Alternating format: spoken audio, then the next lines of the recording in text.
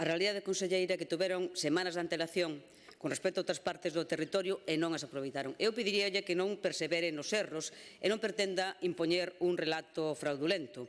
Os datos demoledores da pandemia das residencias de maiores mostran con clareza que é precisa unha rectificación e un abandono do modelo privatizador do Partido Popular e ir a un modelo público. 45% das persoas falecidas vivían en residencias. É unha porcentaxe como se en Galiza morreran 30.000 persoas.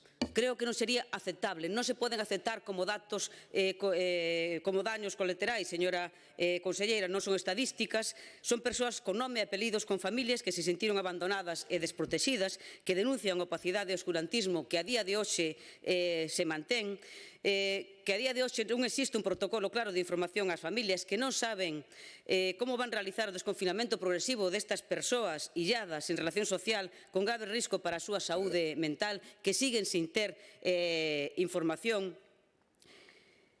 Eu, por iso, se vou facerlle unha serie de propostas, señora conselleira, que presente a planificación para a volta á normalidade das residencias para as que estas persoas poidan recuperar tamén as súas vidas, que presente as medidas para garantir que o drama vivido non se volva a repetir diante de posibles brotes, que poña en marcha un plan de inspección para garantir que todas as residencias cumpren coas condicións precisas tanto en medios, instalacións como en rateos de persoal, que publique, sin máis dilación, os datos de persoas contaxiadas e falecidas en cada residencia, tanto acumuladas como desagregadas, que se poña mans á obra, señora conselleira, para poñer en marcha un modelo público para crear un verdadeiro servizo galego de benestar público, de proximidade, con orzamento preciso e ao que os nosos maiores poidan ter acceso cando precisen coa garantía de que van ser ben atendidos.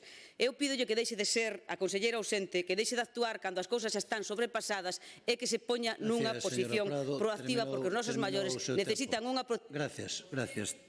Terminou o seu tempo. Gracias.